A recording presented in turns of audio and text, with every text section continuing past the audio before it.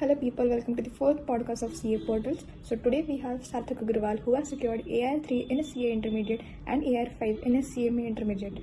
So Sarthak, I would like if you would briefly introduce yourself to the audience and what was your overall routine about throughout your journey and how did you tackle all the distractions and all. Over to you, Sarthak. Hi guys. First of all, thank you for inviting me to this podcast. And then second, talking about कि rank मैंने कैसे secure करी. So personally, what I feel is like कि मैंने कुछ ऐसा अलग सा नहीं करा जिसकी वजह से rank I. It is just ना कोई पर्टिकुलर चीज थी जो मैंने करी एंड देन रैंक आ गई. ये मेरा पर्सनल थॉट है. What I think is like कि there's a book called Atomic Habits. I am a big fan of that by James Clear. And what it says is like कि whatever we achieve or like whatever we do, it's basically an aggregate of many small habits that we make or like that we pursue in our daily lives. So what I say is like कि मैंने अपने daily schedule में कई सारे changes करे. मैंने अपने 100 मतलब I have make thousands of mistakes and may be उसमें से मैंने 900 करेक्ट कर ली, जिसकी वजह से कि शायद मेरे थोड़े मार्क्स में इंप्रूवमेंट आ गया, मेरी डेली लाइफ में इंप्रूवमेंट आ गया, मेरी हेल्थ में इंप्रूवमेंट आया. सो मैं उस वे में कहूँगा कि लाइक मैंने बहुत सारी गलती करता था. मैं अपने डेली शेड्यूल को रोज एनालाइज करता था कि इसमें क्या इंप्रूव हो सकता है, क्या मिस्टेक्स हैं या क्या पॉजिटिव है. पॉजिटिव है तो उसको कंटिन्यू करना है और नेगेटिव है तो उसको रिमूव करना है. ऐसे मैंने हर सब्जेक्ट में ऐसे हर सब्जेक्ट के लिए भी सेम करता था कि फॉर एग्जाम्पल मैं ऑडिट पढ़ रहा हूँ, ऑडिट में मुझसे ये मिस्टेक हो रही है. ऑडिट में एक मिस्टेक होती है वैसे भी, बट अगर मुझसे ये मिस्टेक हो रही है तो इसको इंप्रूव करना है. एंड लाइक अगर ये चीज मुझसे अच्छे से हो रही है, ओके, सो उसका रीजन क्या है कि मैं उसको रेप्लीकेट करता हूँ आगे. So what I guess is like कि खुद को एनालाइज करना is the most important part of anyone's life. कि आप खुद को एनालाइज कर पाओगे कि आपको कैसे समझ आता है चीजें, how things work for you and what not working for you. That will make a huge difference in your life. ये तो मैंने बहुत जनरल बातें करी. अगर to be more specific related to CA intermediate. So CA intermediate में like we have 6 subjects and what I focus बहुत सबसे पहले तो कि सारे सब्जेक्ट के लेक्चर अच्छे से हो जाएं. उनमें सबसे पहली बार जब लेक्चर्स देख रहे हो, सो आई प्रेफर कि उसमें ना अच्छे से कॉन्सेप्ट के साथ देखो, समझ के पढ़ो. ताकि ना जैसे आजकल आईसीए वैसे भी बहुत ट्विस्ट में क्वेश्चन दे रहा है, बहुत कॉन्सेप्चुअली डीप क्वेश्चन दे रहा है. So to answer those questions, to have an understanding of better understanding of the concepts, आपको बहुत अच्छे से समझना पड़ेगा. आप ऐसे नहीं कर सकती कि जस्ट रट के चले गए, ऊपर ऊपर से पढ़ लिया, या कुछ लाइन समझ नहीं आ रही तो उसको छोड़ दिया. हर लाइन का, हर वर्ड का मीनिंग पता होना चाहिए, उसका रीजन क्या है, उसकी रीजनिंग क्या है, वो समझ आना चाहिए. That's the first step. Second step is obviously किसी को लेक्चर्स मतलब लेक्चर्स कंप्लीट होने के बाद वो याद नहीं रहता कि क्या क्या पढ़ा था. टू मेक दैट रिमेंबर, ताकि वो हमें एग्जाम तक याद रहे और उसके बाद जब हम आगे अपनी लाइफ में जाएं तब भी याद रहे. तो उसके लिए you need to revise those concepts at least 2-3 times. Personally मैंने 4 रिविजन कंप्लीट करे थे मेरे क्लासेस खत्म होने के बाद, जिसकी वजह से मुझे एग्जाम तक वो चीजें याद रही बहुत अच्छे से और अभी भी याद है. मतलब not all but a lot of things. And revision ठीक है. उसके बाद ताकि हम since we have written examination, subjective examination, तो इन सब्जेक्टिव एग्जामिनेशन को क्रैक करने के लिए what I personally prefer is mock test. कि there are lot of good mock test in the market. At least आप 2 मॉक टेस्ट पर सब्जेक्ट देना चाहिए. आईसीए वाली ओके, बट एक जो प्रॉपर एग्जाम के फॉर्मेट में मॉक्स होते हैं वो जरूर करने चाहिए. रीजन बीइंग कि उससे हमें ये पता चलेगा कि हम 3 आवर्स में कैसे परफॉर्म कर पा रहे हैं, कि अब 3 आवर्स में मेरा पेपर कंप्लीट हो भी रहा है कि नहीं हो रहा है. इट्स बेटर कि मैं एग्जाम में वो मिस्टेक कमिट करूँ, उससे पहले वो मुझे मिस्टेक खुद पता चल जाए कि अच्छा मेरी ये मिस्टेक हो रही है, so that I could improve that mistake. And after mock test उसको एनालाइज करना भी उतना ही इंपॉर्टेंट है. भले ही से जो सामने एग्जामिनर होंगे वो हमें मार्क्स देंगे, बट वॉट मैं तो खुद भी एनालाइज करता था बाद में. जब मैंने मॉक दे दिया उसके बाद जब मेरे पास आंसर शीट थी और मेरे पास मार्किंग स्कीम होती थी, तो मैं उसे खुद भी एक बार चेक करता था. ओके, अगर मैं चेक कर रहा हूँ तो मुझे ये मिस्टेक्स मिल रही हैं, और ये मैं खुद ही देख सकता था. मैं खुद ही चेक करते हैं ना, तो उसमें पता चलता है कि अच्छा ये हम कितना बुरा लिख रहे हैं, कितना अच्छा लिख रहे हैं. So this was about mock test. ये तो ऐसे पूरा प्रोसेस हुआ जो which I told like in past few minutes. अगर मैं इसे सब्जेक्ट वाइज बोलूँ, तो we have a few theory subjects, we have a few practical subjects. तो प्रैक्टिकल सब्जेक्ट के लिए for example accounts, costing, FM, इनके लिए what matters is presentation. ICM module में अगर देखोगे तो वो बहुत अच्छे से प्रेजेंटेशन करते हैं. और जब हम सॉल्व करते हैं क्वेश्चन, भले ही से हमारा आंसर सही है, हमने सही सॉल्व करा है, बट ना उसमें कई बार marks, why people lose marks is कि हमारी इतनी अच्छी प्रेजेंटेशन नहीं जाती. वी डोंट फोकस कि हमें अच्छे से आंसर प्रेजेंटेबल भी बनाना है. वी जस्ट ऐसे मार्क्स मतलब कोई भी नंबर से रैंडम लिख दिए, जस्ट रैंडम फिगर्स लिख दी, जस्ट रैंडम सॉल्व कर दिए. सो उसके लिए presentation, how could one improve is like कि सबसे पहले तो आईसीआई का पेपर मतलब प्रेजेंटेशन को रेफर कर सकते हैं जस्ट एज रेफरेंस, ज्यादा से ज्यादा टेबलर फॉर्मेट को यूज करके। लाइक मैं कॉस्टिंग एफएम में हर आंसर को ऐसा टेबलर फॉर्मेट में लिखता था। हर वर्किंग्स का एक नोट देना कि जितने से ज्यादा नोट्स पॉसिबल हो पाए, ताकि अगर उसके भी मार्क्स हो तो वो भी हम सिक्योर कर पाए। दिस वॉज अबाउट द मतलब एग्जामिनेशन के पॉइंट ऑफ व्यू से पार्ट। बट सिंस लाइक मतलब प्रैक्टिकल एग्जामिनेशन में भी हम कितने भी सब्जेक्ट के लिए लाखों क्वेश्चन तो सॉल्व करते हैं, बट वो हमें याद नहीं रहते कि अच्छा हमने ये क्वेश्चन सॉल्व करा था, ये एग्जाम में आया। बट कुछ ना कुछ पार्ट मिसिंग है कि याद नहीं आ रहा कि कैसे होना था ये वाला adjustment. So what's the best thing for that is कि you could mark important questions and adjustments, specially जो मोस्ट इंपोर्टेंट ऐसे एडजस्टमेंट्स होते हैं उसको अलग से एक अलग कलर से हाईलाइट कर सकते हैं। उसके आगे शॉर्ट में अपना, मैं तो पर्सनली लिखता था कि आगे अच्छा ये एडजस्टमेंट एक्स वाई जी, उसका ये आंसर होगा, मतलब उसका ये एडजस्टमेंट करना है और उसका रीजन ये है। सो दैट कि अगर मुझे लास्ट 1.5 डेज में रिवाइज करना है, तो मैं केवल अगर उतना रिवाइज करूंगा तो वो मेरे लिए सफिशियंट होगा कि अच्छा ये। So, Sarthak, my name is Bisal Singh. I have a question for you, and very good question. Do you have any backlog during your classes days? And if there any backlog, how to tackle this backlog? And what do you approach to कि कैसे मुझे उसको backlog को अच्छे से cover करना है, क्या प्लानिंग होनी चाहिए, और फ्यूचर के लिए क्या गोल्स होते हैं? मेरा तो पर्सनली बचा था बैकलॉग। बट ना बैकलॉग ना, हम अगर शुरुआत से स्मार्ट प्ले करेंगे कि लाइक फॉर एग्जाम्पल, जैसे अगर मैं एक सब्जेक्ट वाइज चलता हूँ, एक एग्जाम्पल लेता हूँ। ऑडिट में चैप्टर है, उसमें मेरे ना 3 चैप्टर शुरुआत से बचे थे जब मैंने सिलेबस कंप्लीट करा था, लेक्चर्स कंप्लीट हुए थे। चैप्टर 5, चैप्टर 9, चैप्टर 3, जो सबसे बड़े टफ चैप्टर्स भी हैं, मेरे वो 3 चैप्टर नहीं हुए थे। लेकिन ना मैंने उनको सबसे पहले कवर नहीं करा था। पहले जो मेरे बाकी के रिमेनिंग चैप्टर्स हैं, अगर हम उतना अपना कवर अच्छे से कर लें, सो बिकॉज आई नो कि मैं बाकी के चैप्टर कवर कर लूंगा, सो आई वुड स्टिल स्कोर 70 और 80 मार्क्स एटलीस्ट। अगर मैं पहले वो 3 चैप्टर्स के बैकलॉग के पीछे जाऊंगा तो मेरा वो 100 मार्क्स का पूरा ही बचेगा paper. So to have a grip on जितना हमारे पास ऑलरेडी आता है, हमें नॉलेज है, उसको अच्छे से बार बार रिवाइज करा था। व्हेन आई वाज श्योर कि लाइक ओके अच्छा मेरे वाले चैप्टर्स हो गए अच्छे से, नाउ मेरे वो 3 चैप्टर्स बच रहे हैं, तो एक एक करके फिर वो भी कवर करे मैंने।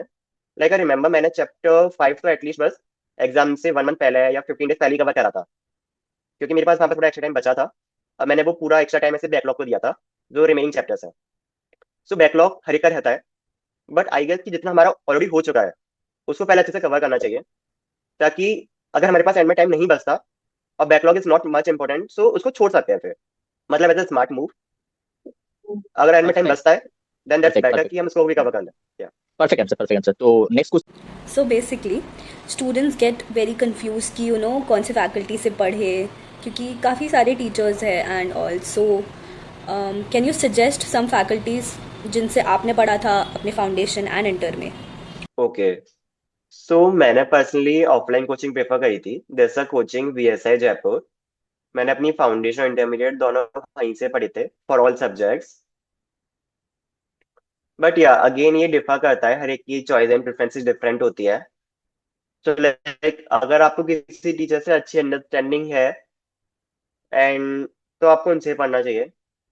मतलब what you should see like 3 factors देखने चाहिए किसी भी फैकल्टी से लेने से पहले।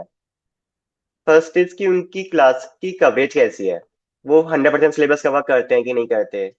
उनका आईसीआई से कितना सिमिलर है स्लिप मतलब कवरेज, ऐसा तो नहीं कि वो आईसीआई से बहुत ज्यादा या कम करा रहे हैं।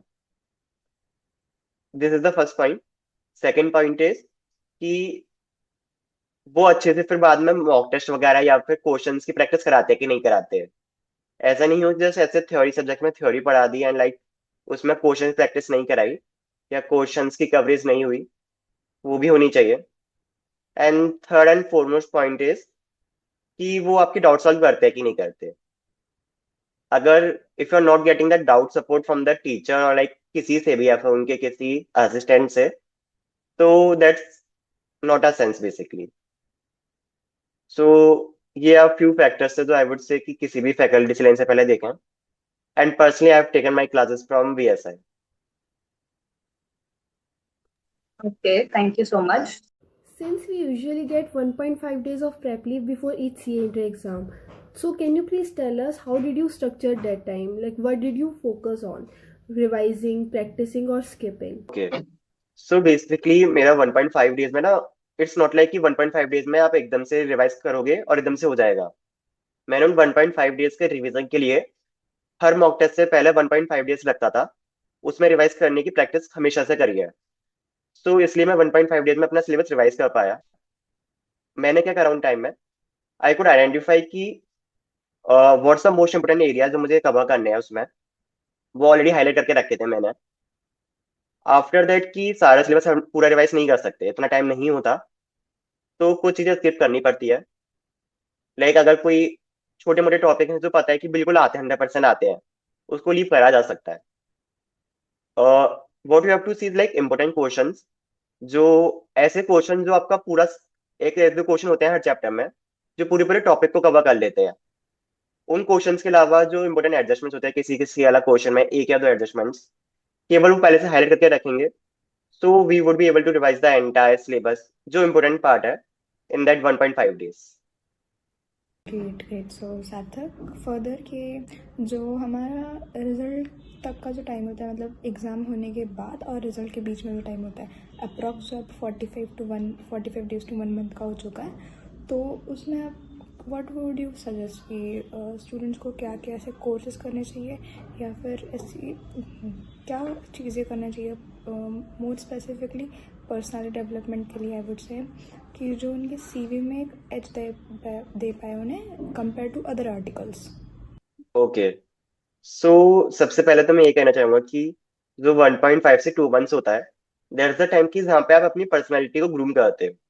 बिकॉज लाइक लास्ट 1 year में, लाइक 1 और 1.5 years में फाउंडेशन इंटरमीडिएट के टाइम पे हम एक कमरे में बंद होके इतना पढ़ते हैं या फिर लेक्चर्स में, देन वो इतना शेड्यूल बन जाता है where we are not able to focus on our self, on our personal self, on our personal space, मतलब इतना ज्यादा अच्छे से नहीं कर पाते। तो आई वुड प्रेफर सबसे पहले तो खुद की पर्सनैलिटी पर, ग्रूमिंग पे फोकस करो।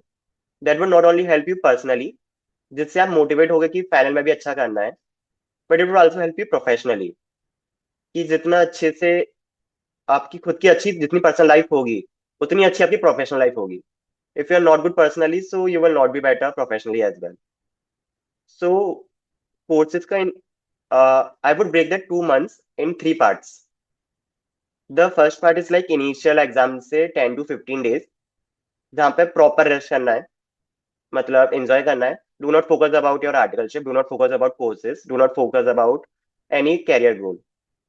नेक्स्ट लाइक जब 15 से 20, मतलब उसके नेक्स्ट 15-20 days जहाँ पे ITOC भी चल रही हो गया, एज्यूम, उसके साथ साथ you could focus on courses like, जैसे बेसिक कोर्सेज कर सकते हैं लाइक एक्सेल का, MS वर्ड, MS PPT, जहाँ पे आपको अगर बेसिक नॉलेज है, so you could go for intermediate and professional level knowledge. If you already have that intermediate level knowledge, so you can go for like advanced level knowledge. Apart from that, Excel, PPT and Word, there are few other courses अगर आपको और करने का मन है। You could focus on like communication skills, your soft skills. Apart from that, like communication is the most important skill ever. उसके बाद there are few other like trending skills, like सबसे पहले तो AI को समझना। We have few good courses on AI I would recommend. One is from CM Monk only, and you could learn Power BI, you could learn, वो time पे depend करता है जितना आपके पास टाइम बचता जाता है। You could further learn valuations, modeling, that would help you given as in the interview as well, कि if you say कि अच्छा मेरे पे वैल्यूएशन करना भी आता है, मॉडलिंग करना भी आता है, so that will give you an S obviously. So that's from my side.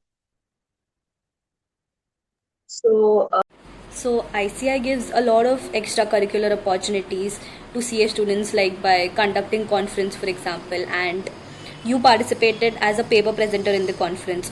So basically, आपका experience कैसा था in the conference, being a paper presenter and a ranker? Okay, so last year I've been in a few conferences where I presented my paper in 2 national conferences. So I would recommend कि as a CA student हमें opportunity कम मिलती है, so to you grab that opportunity, there are few competitions, paper presentations, हमें उसमें part लेना चाहिए। What I personally feel कि paper presentation से देर आर फ्यू बेनिफिट्स। सबसे पहले तो you build like very good public speaking skills, आपके नेटवर्क बहुत अच्छा बनता है, you meet a lot of people, आप देखते हो कि अच्छा लोग ये भी कर रहे हैं, वो इसमें भी एक्सेल कर रहे हैं, ऐसी भी चीज एग्जिस्ट करती है। You got to know a lot of things.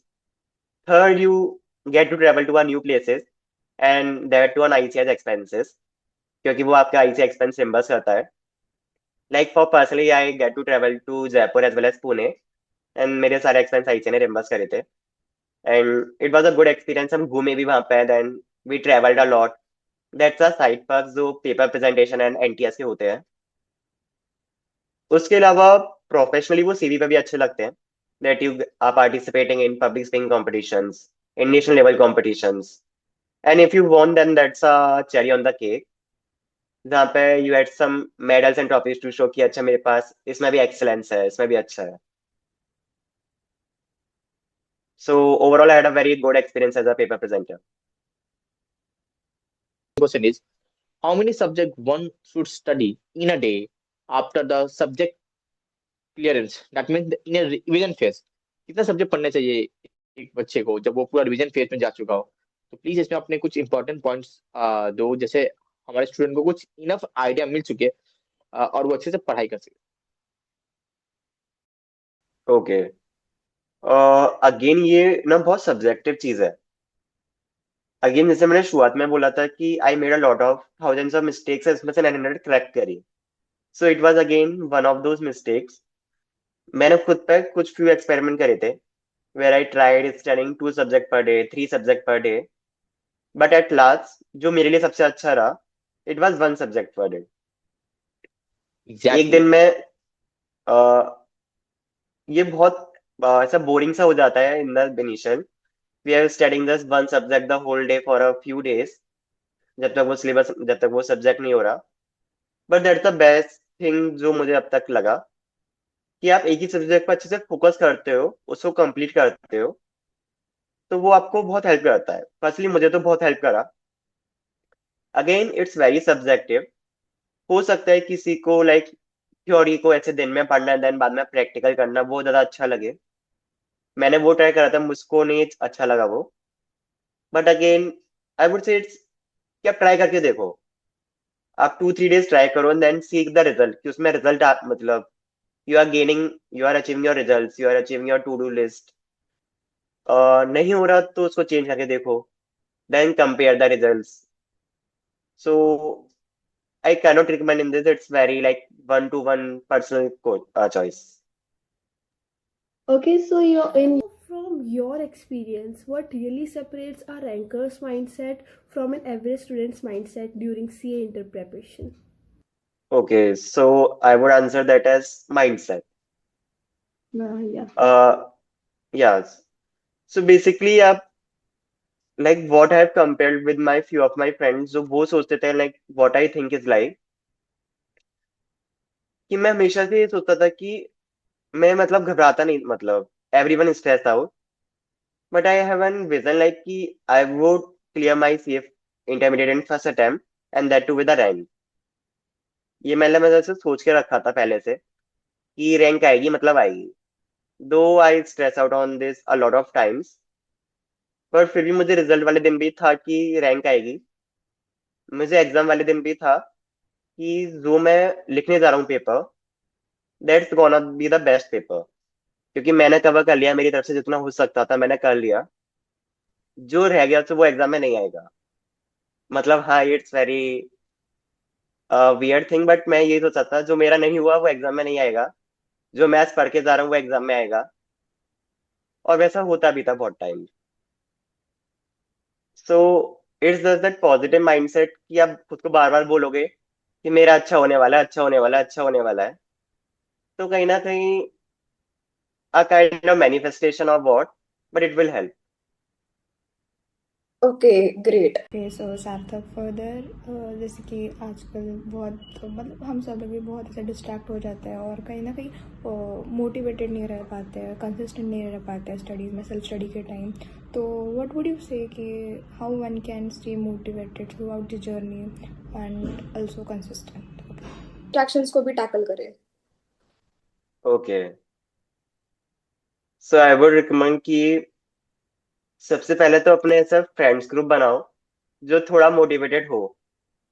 कि अगर किसी टाइम मैं मोटिवेटेड नहीं होता था, तो या तो मेरे फ्रेंड्स या फिर मेरी फैमिली पेरेंट्स मुझे मोटिवेट कर देते थे, क्योंकि मैं 100 डेज में से 100 डेज ऐसे कंसिस्टेंट नहीं रहा, ना इतना मोटिवेटेड रहा। मे बी ऑन 10 days में इतना जब ऑन माई लो मेरे फ्रेंड्स या फैमिली मुझे मोटिवेट कर देते थे। तो आई वुड से कि जिस दिन आप मोटिवेटेड ना हो तो आपके फ्रेंड्स मोटिवेट करने वाले हो, तो ऐसा फ्रेंड सर्कल बनाओ। एटलीस्ट ऐसे स्टडी ग्रुप बना सकते हो अपना। उसके अलावा दिस अ थिंक कि दिस अ विजन, लाइक जो मुझे मोटिवेट रखती थी चीज, कि जब मैं स्टार्ट कर रहा था अपनी सीए जर्नी को, सो आई हैड अ विजन कि मैं सीए बनूंगा and I will be at that position. वो एक ड्रीम इमेज होती है अपने माइंड में। सो मेरे माइंड में वो ड्रीम इमेज थी। एंड जब ऐसा लगता है ना कि हम सीए क्यों कर रहे हैं, जब वो स्पेस में चले जाते हैं, सो टू थिंक दैट इमेज की अच्छा मैं इसलिए कर रहा था, ये सीए कोर्स ही इसलिए स्टार्ट कर रहा था। That's the reason why I studied when I am this in when why I am in this journey. So that would help you कि हाँ, कि मेरा लॉन्गर गोल ये है जिसके लिए मुझे सीए बनना है, तो उसके लिए सीए इंटर भी करनी पड़ेगी, सीए फाइनल करनी पड़ेगी, सीए फाउंडेशन करनी होगी। So that's a part of that journey. And to make that journey interesting, personally I would say कि have a few hobbies in the day, apart from जो आपको कैरियर में help करें, जो आपको पर्सनली हैप्पी रखे हैं। तो सच हॉब मेरे कुछ few I had a few hobbies जिसकी वजह से मैं पर्सनली ऐसे मोटिवेटेड रहता था, at least for the next day, कि हाँ ठीक है, मेरा दिन में हाफ एन आवर तो अच्छा है जो मुझे हेल्प कर रहा है, जो मुझे एज अ खुश रख रहा है। एंड फॉर द डिस्ट्रैक्शन वाली चीज, वो तो हर एक के साथ होती है। It just to identify that and जितना हो सके उसको कट डाउन करना। Um, So, a lot of CA aspirants dream of doing their articleship in Big Four. So, does rank really matter to get into Big Four? Like, is it a myth or a fact? Okay. So like rank is an add-on, obviously, when you are finding articleship at Big Four, but it's not a prerequisite. If you're not having rank, but if you are able to prove yourself that you have that required knowledge, you have the required skills, you are not like a dumb person, so you will get selected for articleship in Big Fours. I have a lot of friends जिनकी rank नहीं थी, still they are in very good domains, they are at very good positions. So it's a myth कि rank is a prerequisite. But I would say कि it's an very good, like a cherry on the cake, कि अगर आपकी rank है तो वो आपको CV में आपको इतने राउंड्स नहीं देने पड़ेंगे। पर्सनली मैंने भी ऐसे 2-3 राउंड्स कहीं नहीं दिए। I almost give like 1 or 2 rounds only her interview में, और वो भी बहुत शॉर्ट इंटरव्यूज थे, मुझे उससे बहुत बेनिफिट मिला रैंक से। बट हाँ, if you are not having rank, क्यों हो सकता है आपको एक राउंड एक्स्ट्रा देना पड़े इंटरव्यू में। मे बी आपको जीडी में बैठना पड़े, 4 राउंड एक्स्ट्रा हो, थोड़ा और लंबा चले, but you will still get selected अगर आप वहां पे अच्छा करते हो, if you perform better.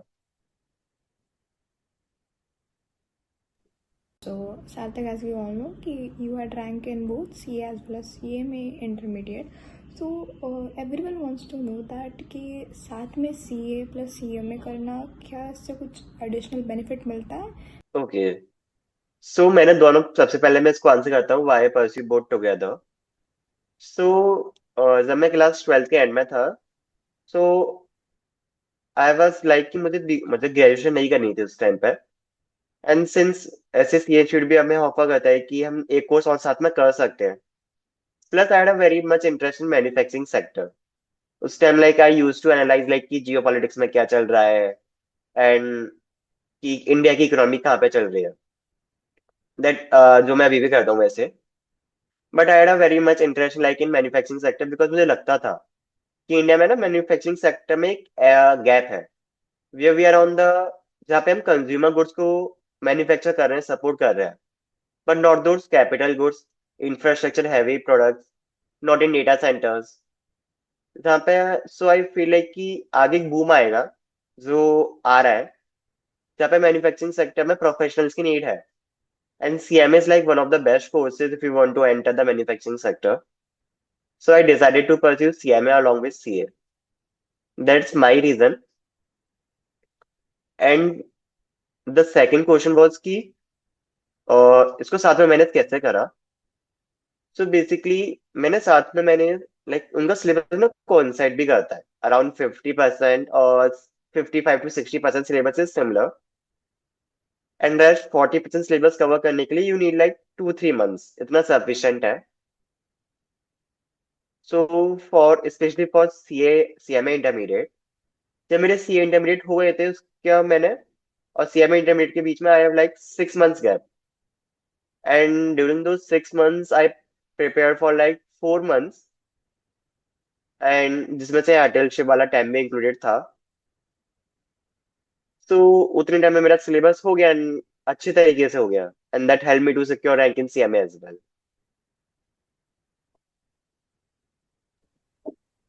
Okay, I guess हो गया. किसी को कुछ पूछना है और वे में?